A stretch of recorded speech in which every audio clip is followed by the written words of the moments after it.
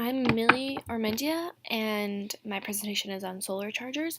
And the goal of my project was to create a solar charger.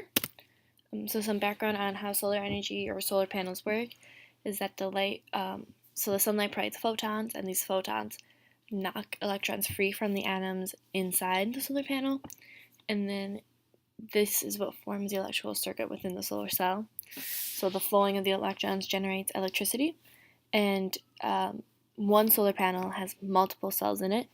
So when you're looking at like what you would typically think is like a solar panel, it actually is just a bunch of different solar cells all together.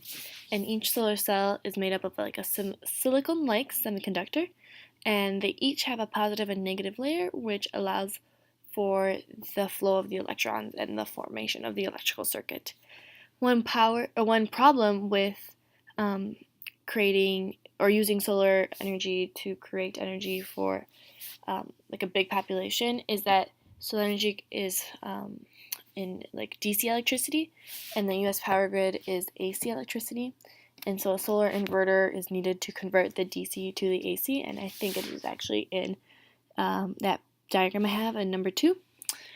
Some other background information is that only 1% of U.S. electricity comes from solar energy, and more specific to my project is that an iPhone battery uses is 1,440 milliamps per hour, or uses about 5.45 watt hours.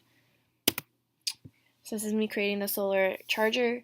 The materials I used were solar panels, mini solar panels, soldering materials, wire cutters, wire strippers, and a working cell phone charger, which I had to cut and destroy as is seen in one of the pictures. So what I did was I stripped all the wires, I soldered the solar panels together, and I soldered the panels to the charger. It was a little difficult to figure out which negative or positive side to connect to which wire in the charger, since I couldn't see anything. And then I used the online tutorial, and then this attempted 5 solar panels together I'll get to later.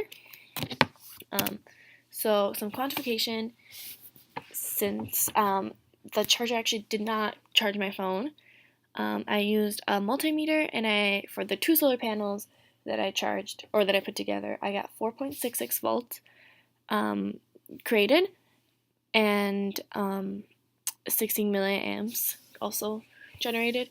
But the milliamps I calculated because the multimeter wasn't working well, and so it wasn't giving me correct measurements for milliamps, but it did give me correct measurements for volts. And then I also tried, when I realized this wasn't charging my phone, the 2 solar panel, like the tutorial said, I connected all of the solar panels that I had, and so this gave me 8.3 volts, and I calculated again the 400 milliamps, but this also wasn't enough. I thought it would, afterwards I did some research and I realized that the voltage, which is what I was focused on, was the same. So the 5 volts, it was the same, because an iPhone charger uses 5 volts. But an iPhone charger also uses 1,000 milliamps, and I was nowhere near close to that. So I think if I had used like 10 or more solar panels, it would have worked better.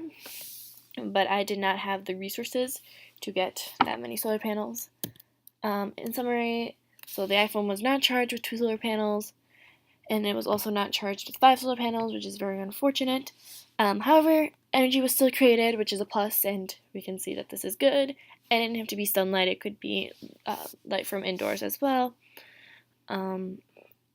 In kind of like conclusion, creating like your own solar powered charger I would not recommend. I do not think it is worth it, because you'd have to have 10 of them at least, and that would be very inconvenient.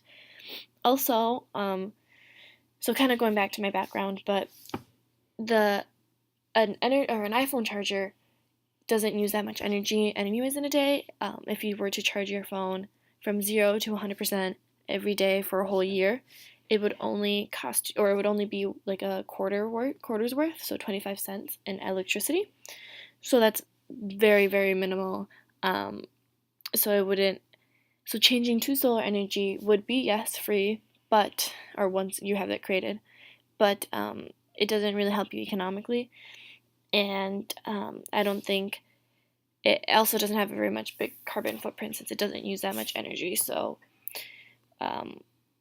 if you were to use, like, wanted to reduce your carbon footprint or be more green, I guess, I would suggest kind of a go big or go home scenario. And if you're going to use solar energy, don't use it for your phone, but use it for bigger things in the household.